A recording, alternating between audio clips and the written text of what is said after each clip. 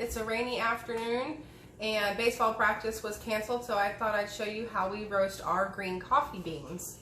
We are almost out. Oh no. So we're definitely gonna need some more. We're a bit of coffee snobs around here. We French press our coffee on the weekends and during the week. We like it. We grind our beans fresh.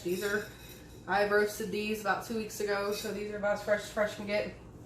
Blake made his own little container. This is really old. It's probably from about 2 years ago. He took one of those seals off of the coffee bag, and he's a welder, so he can do it. He figures out this kind of stuff, and he fashioned it in here so it lets it breathe a little bit. But I'm gonna show y'all what we do. We roast our coffee beans with a Whirley Pop. If you've never seen one of these, it's supposed to be for popcorn. Goes in here.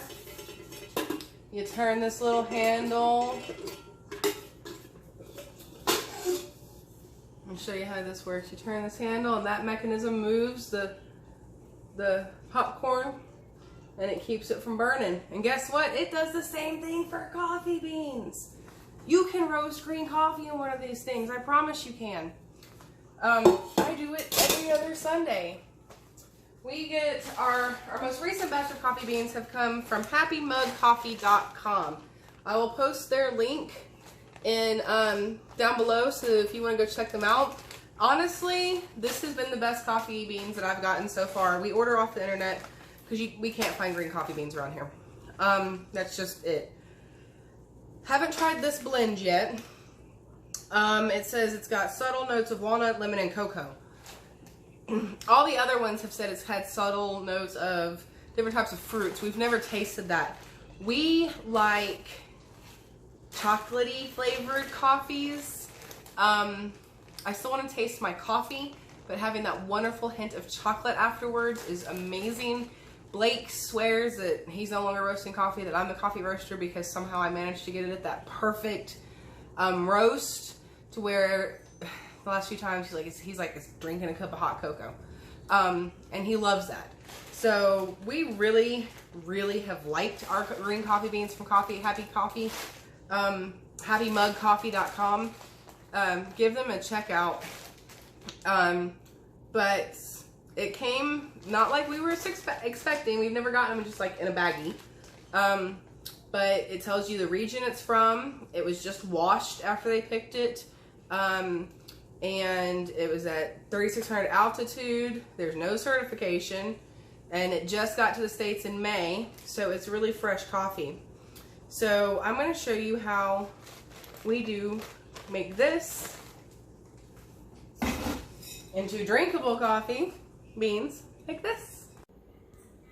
Okay, the first thing you need to know is that we normally do this outside. It will stink up your house. And it always smells like burnt peanuts. No matter what type of coffee you're roasting, it smells like burnt peanuts. But it's raining. We're about out of coffee. It's supposed to rain for a while. I can't wait and do this outside over the rocket stove or over the burner or over the open fire. I gotta do it in here. So, unlike popping popcorn, you see how it turns in here? We need to keep this open. Normally with popcorn, this would be closed, but we need to keep this open. So, in true fashion, we really just tied a piece of string to it to keep it open, because as you're moving it, it will flop down. So, when that happens, you just tie a string to it and keep it open. Okay, I got my eye going. Ooh, look, it looks like it's hot pink, but it's not. It's really red. I'll pour all this in there.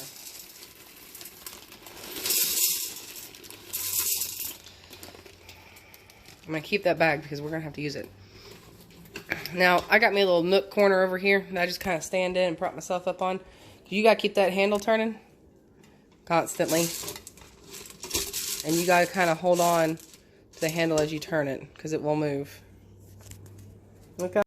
Okay, yeah, move your hand. So you really need to keep this thing moving because these things will burn very quickly and you do not want that to happen. So you really got to keep it moving as fast as you're comfortable. This is the speed that I do. You just got to keep it moving. Alright, so you're starting to see that it's starting to turn a little bit brown. It's not as green as it was. No one said this was an easy or quiet process, as you can hear them squeaking. You got to keep it moving, but they are starting to turn a little bit brown. I'll stop maybe so you can see some of the smoke a little bit.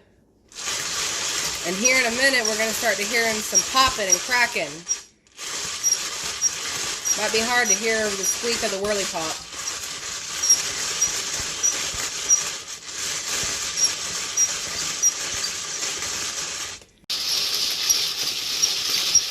Alright, so you can see it's starting to turn brown. It's really starting to go. I'm about to hear some pops. It's about to start.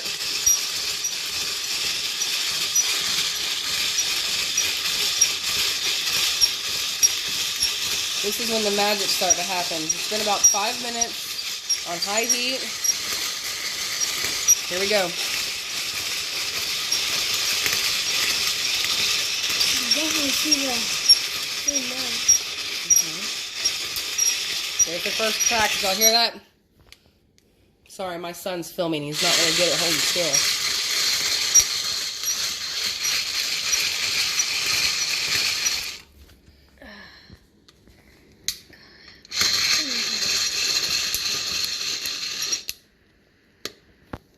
Hear it?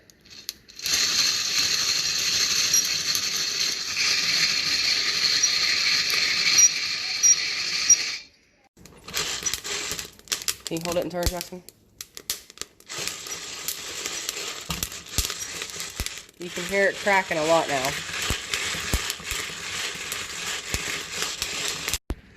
Okay, after you got it out, you see? Roasted. You gotta shake it. See all that stuff flying everywhere?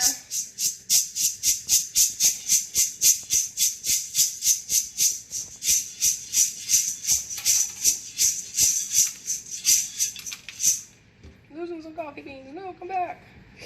Hot beans. Now you're not gonna get it all out, but you need to shake some of it out.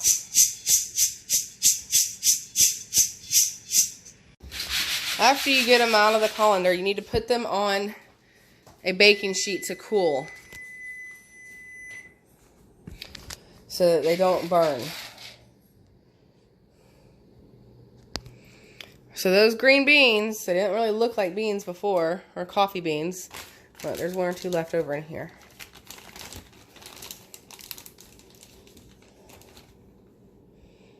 Oh, hello.